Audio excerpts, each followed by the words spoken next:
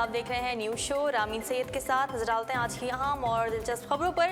सबसे पहले बात करेंगे कुछ मरदमशुमारी के हवाले से। नाजरीन, कराची, लाहौर, फैसलाबाद, पेशावर और कोयटा समेत मुल्क के मुख्तलिफ हिस्सों में छठी मरदमशुमारी के पहले 3 रोज़ा मरहले का आगाज़ कर दिया गया है। बुध की सुबह यानी आज मुल्क भर में होने वाली छठी मरदमशुमारी के पहले 3 रोज़ा मरहले का आगाज़ किया गया। कराची, लाहौर, फैसलाबाद, पेशावर और कोयटा समेत मुल्क के मुख्तलिफ हिस्सों में किया गया है। नाज़रीन, आइन के मुताबिक हर 10 साल बाद मरदमशुमारी कानूनी तकाजा है, लेकिन पाकिस्तान में ये अमल 19 साल बाद हो रहा है।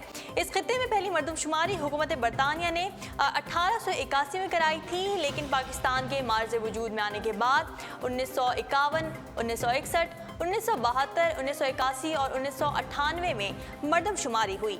अब सुप्रीम कोर्ट के हुक्म पर शुरू की जाने वाली मरदमशुमारी पाकिस्तान की तारीख में पहली मरतबा 2 मरहलों में की जा रही है।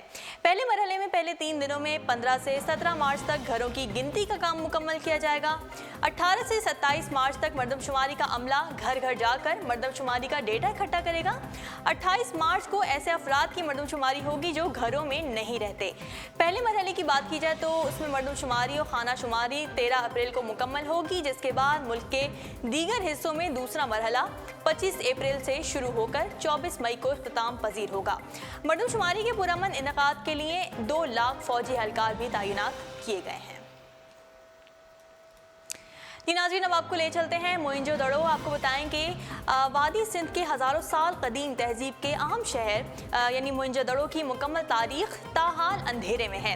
इस तहजीब के बारे में आज तक यकीन से नहीं कहा जा सकता, ना ही तयन किया जा सका है कि वो क्या वजह थी जिसने इस कदर जदीद और तरक्की याफ्ता तहजीब को सफ़े हस्ती से मिटा दिया। इस खोज में सबसे बड़ी रुकावट मोइंजोदड़ो से मिलने वाली वो ज़बान है जिसे माहिरीन आज तक समझ नहीं सके, लेकिन अब माहिरीन ने ही दावा ये कर दिया है कि वो मोइंजोदड़ो की ज़बान को समझने में कामयाब हो रहे हैं। यहाँ पे बताते चलो कि इस तहजीब का जो रस्मुल ख़त मिला है वो मुख्तलिफ दरियाफ्तों में मिलने वाली मोहरों, टिकटों और बर्तनों पर नक्श है कि इबारतें और निशानात नहायत मुख्तसर है और माहिरीन के मुताबिक ये इस दौर की बान के तरक्की याफ्ता होने की अलामत है। इन इबारतों और निशानात को बढ़ने और समझने की तमाम कोशिशें ताहाल बेसूद साबित हुई हैं और इसी वजह से माहिरीन इस तहजीब की मुकम्मल तारीख तक नहीं पहुँच सके। लेकिन अब यूनिवर्सिटी ऑफ वाशिंगटन और मुंबई के Tata institute of fundamental research के माहिरीन का ये कहना है कि वो इस ज़बान को समझने के लिए नए सिरे से काम कर रहे हैं। दोनों यूनिवर्सिटियों की मुश्तरका तहकीक के तहत माहिरीन इस तहजीब से मिलने वाली ज़बान का मवाजना अब तक की तारीख में पाई गई तमाम ज़बानों से कर रहे हैं और उनका ये कहना है कि जिस तरह जदीद दौर में कोई एक लफ्ज़ मिलते जुलते तलफ़ुज़ात और हिज्जे के साथ मुख्तलिफ ज़बानों में मौजूद होता है और इसका मतलब भी यकसा होता है, इसी तरह ये उसूल कदीम ज़बानों पर भी आयद हो सकता है। माहिरीन को यकीन है कि वो मुख्तलिफ कदीम ज़बानों में वादी सिंध की ज़बान से मिलते जुलते अल्फाज और अलामात तलाश करने में ज़रूर कामयाब होंगे। जर्नल साइंस में शाया होने वाले मकाले के मुताबिक इस ज़मन में काम शुरू किया जा चुका है और अब तक माहिरीन को मोइंजोदड़ो की ज़बान से ममासिल अल्फाज और निशानात मेसोपोटामियन तहजीब की ज़बान और बरसगीर की कदीम तामिल ज़बान में मिले हैं। अगर माहिरीन अपनी इसी कोशिश में कामयाब हो जाते हैं तो यह कदीम तारीख को समझने के लिए एक इनकलाबी कदम होगा और हम तारीख के उन गोशों से वाक़फियत हासिल कर सकेंगे जो आज से कबल सबकी निगाहों से ओझल थे। जी नाज़रीन, अब आपको ले चलते हैं यूरोपीय मुल्क फ्रांस। आपको बताएं कि यूरोपीय मुल्क फ्रांस को फैशन का गढ़ समझा जाता है। दुनिया में मौजूद ज़्यादातर फैशन ट्रेंड्स का आगाज़ भी फ्रांस से ही हुआ। हाल ही में होने वाली एक कदीम दरियाफ्त से ये साबित हुआ है कि फ्रांस का ये फैशन दौर जदीद का नहीं बल्कि उसकी तारीख हज़ारों साल कदीम है। फ्रांस के जनूबी इलाके से माहिरीन ने एक ऐसा कदीम ढांचा दरियाफ्त किया है जिसने ऐसी जैकेट पहन रखी है जिसमें समंदर की सीपियों और हिरन की दांतों को कढ़ा गया है। गो कि इन अशिया के साथ मौजूद कपड़ा तो कब का मिट्टी में मिल चुका है, लेकिन सीपियों और हिरन के दांतों के सख्त ज़र्रात बाकियात की शक्ल में अब भी काबिल शनाख्त हैं। इस ढांचे की उम्र 7000 साल कदीम बताई जा रही है, यानी ये 4800 से 4900 कबल मसीह में मौजूद किसी शख्स का ढांचा है। माहिरीन का कहना यह है कि इससे कबल भी कदीम दौर के इंसानों के पहनावों में मुख्तलिफ अंदाज मिले हैं, लेकिन वो सब बहुत सादा थे। ये पहली बार है जब कदीम दौर में इस कदर मुनफरिद और जिद्दत का हामिल फैशन मिला है। जैकेट की कीमियाई तज्जिए से ये पता चला है कि सीपियों और हिरन के दांतों को कपड़े में सिया गया था और माहिरीन ये कहते हैं कि हिरन के दांत पर सुर्ख रंग के ज़रात मिले हैं, जिससे ये साबित होता है कि इसे सुर्ख रंग में रंगा गया था। माहिरीन का ये भी कहना है कि ये दरियाफ्त इस दौर के इंसानों की तहजीब और सकाफत को नए ज़ावियों से समझने में मदद देगी। और अब खबर शामिल करते हैं टेक्नोलॉजी पॉइंट से। वेरेबल टेक्नोलॉजी में सार्फिन अभी तक स्मार्ट वॉच, हेल्थ बैंड्स और स्मार्ट जूते ही देख सके हैं, लेकिन गूगल और लेवीज की वजह से वेरेबल का तस्वुर बदलने वाला है।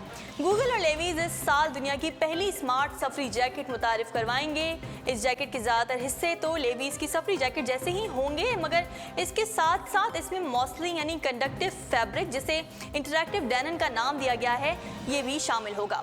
इस जैकेट के आस्तीनों में ब्लूटूथ डिवाइसेस अटैच होंगी। यहाँ आपको बताते चलूँ कि गूगल ने पिछले साल लेवीज के साथ मिलकर प्रोजेक्ट जैकॉर्ड के तहत जैकेट बनाने का ऐलान किया था। इससे पहले गूगल ने 2015 में कपड़ों में कंडक्टेड डिवाइसेस शामिल करने के लिए प्रोजेक्ट जैकॉर्ड और प्रोजेक्ट स्लीव के नाम से नई टेक्नोलॉजीज मुतारिफ कराई थी। इस साल मुतारिफ कराई जाने वाली लेवीज की जैकेट प्रोजेक्ट जैकॉर्ड की पहली प्रोडक्ट होगी।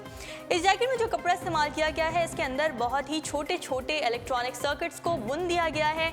जैकेट की आस्तीन टच सेंसिटिव होंगी और जैकेट में कफलिंग स्टाइल की ब्लूटूथ डिवाइस इस्तेमाल किया जाएगा, जिसे आस्तीनों के बटनों की जगह इस्तेमाल किया जाएगा। दौरान सफ़र आप कोई गाना सुन रहे हो तो उसे तब्दील करने के लिए आपको डिवाइस निकालने की ज़रूरत नहीं पड़ेगी, बल्कि आपको सिर्फ अपनी आस्तीन को छूना पड़ेगा।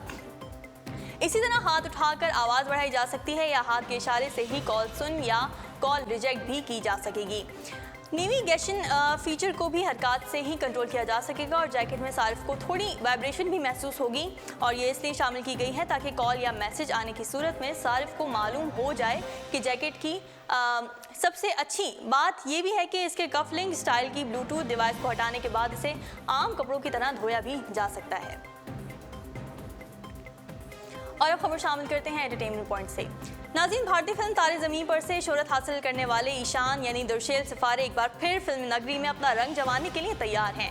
फिल्म तारे ज़मीन पर में मरकजी किरदार अदा करने वाले नन्हे अदाकार की नई फिल्म का पोस्टर जारी कर दिया गया है, जिसमें चाइल्ड स्टार एक खूबसूरत नौजवान की सूरत में नजर आ रहे हैं। फिल्म मेकर प्रदीप अलोत्री ने फेसबुक पर पोस्टर जारी किया है, जिसमें उनके मुताबिक दुर्शेल मोहब्बत करने वाले नौजवान का मरकजी किरदार अदा करते नजर आएंगे। नन्हे अदाकार की नई तस्वीर में उन्हें पहचानना मुश्किल ही नहीं बल्कि नामुमकिन भी है। उन्होंने कहा कि दोस्तों, तारे ज़मीन फिल्म को रिलीज हुए 10 बरस का अरसा गुजर चुका है, इसलिए अब नन्हा अदाकार खूबसूरत नौजवान की सूरत में आपके सामने आएगा। दुर्शेल सिफ़ारे, जिन्होंने अपनी पहली फिल्म आमिर खान के साथ की थी और इसमें अदाकारी से मद्दाहों के दिल मोह लिए थे। दुर्शेल का फिल्मी नाम ईशान था और जिसमें वो एक ऐसे बच्चे का किरदार अदा कर रहे थे जिसको पढ़ाई लिखाई का कोई शौक नहीं था और वो कुछ अलग करना चाहता था। बॉलीवुड अदाकार आमिर खान इस फिल्म में ईशान के टीचर बने थे और उन्होंने अपने स्टूडेंट के अंदर छुपी सलाहियतों को बाहर निकाला था और इसमें एतमाद पैदा किया था। ईशान ने अपनी अदाकारी के सबब फिल्म फेयर अवार्ड भी अपने नाम किया था। नाज़रीन, अब तक के लिए इतना ही। मज़ीद खबरों और अपडेट्स के लिए आप विजिट कर सकते हैं हमारी वेबसाइट www.urdupoint.com। फिलहाल मुझे दीजिए इजाज़त। अल्लाह हाफ़िज़।